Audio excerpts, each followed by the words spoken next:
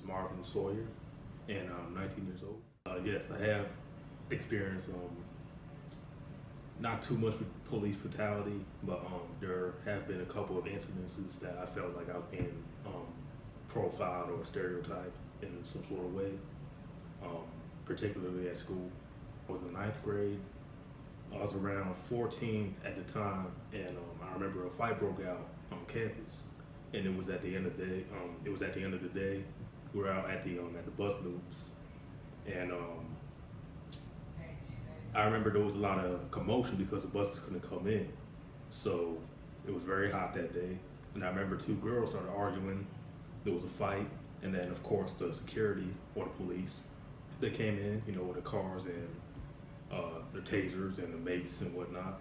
Everybody got all excited because everybody likes to see fights. Phones were out, and I just remember standing there and not really paying much attention because I had headphones on, and a police officer actually came up from behind me and pushed me out of the way and let me, it kind of caught me off guard because I was just, waiting for my bus, and I wasn't getting excited with any fighting or any nonsense like that.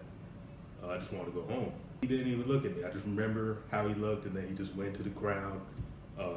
The fight got broken up. Two girls went to jail, and I just remember thinking, it's not really a big deal. I just got pushed out the way.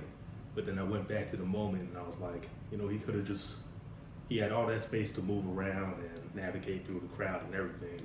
I wasn't even a part of the crowd or the commotion, so that got me kind of astonished, Well, apart from Trayvon Martin, there have been many cases, that have been associated with Florida, and even before Trayvon, to be honest. Not in my neighborhood. I used to move around a lot, so when it came down to the news, they would barely even report these type of incidents. It's like Trayvon Martin shot to fame, and the story was ridiculous. I mean, I felt I should have really been, looking over my shoulder a little bit more, especially at the time when I was just turning 15, or I was even, making sure that my friends were going out at night as usual, with hoodies on, like the hoodie that I have on right now. It seemed like a pretty ignorant time too, because a lot of folks were just making jokes about it, and the way that it affected me was just, I kind of abstained from the situation myself. I kind of felt back. I mean, whenever I said anything about Trayvon, it was disagreeable. I mean, I couldn't just say, oh, Zimmerman should go to jail in the news, and I was astonished by it. Not feeling safe. All right. As a young black male in America, what do you think is the resolution? How does America as a whole move forward from police brutality against black men and women as a whole? Well, it's a delicate situation at its most. Like I was saying before they cut off. The Tamir Rice case has been going on for years, and then all of a sudden those cops that thuggishly took away the life of a 12-year-old boy that was playing with a BB gun, or was it a toy gun? I forgot which one it was. But then that in itself, just because it was cops that got away with it. I mean, for how many years, and the case wasn't really, I'm pretty sure it was being taken care of, but it shouldn't take that long. So that's an example. That's a quick example. The way that we use social media could be changed a little. I still see a lot of videos. Everybody sees a lot of these videos that misinterpret what the real cause is. It's not just Black Lives Matter, all right? And if anything, it should eliminate the situation down wholeheartedly and say that this whole hashtag thing with All Lives Matter shouldn't even exist. We shouldn't even be paying attention to that. It doesn't matter.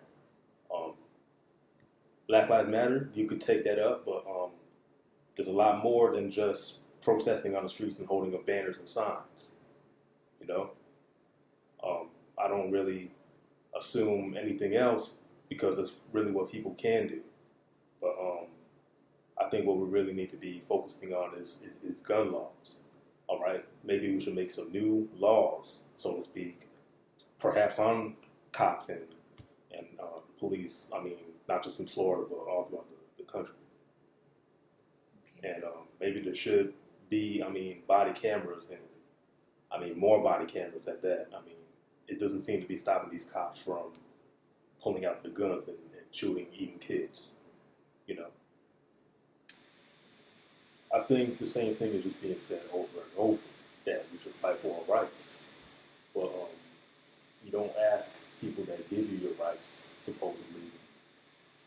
You don't even know who you're asking, you know. And we teach our kids from the get-go that we should sign our names on dotted lines for a birth certificate. Of course, there's something behind that, you know. You can't just be in front of the camera and shout that just to get some notoriety in front of your friends or whatever organization you're into, whatever group. So I think the alternative needs to change. Instead of just going in front of the camera and saying stuff, we should actually take some action. I'm seeing that. I'm seeing social media hype about more black folks going to black banks. And I remember just a year ago, I was just researching black banks. I don't even have them memorized. But now it's pretty important that black-owned businesses and so such and such, you know, those really get support, because businesses that are black can do stuff about this media portrayal of us, you know. And I believe not only that, but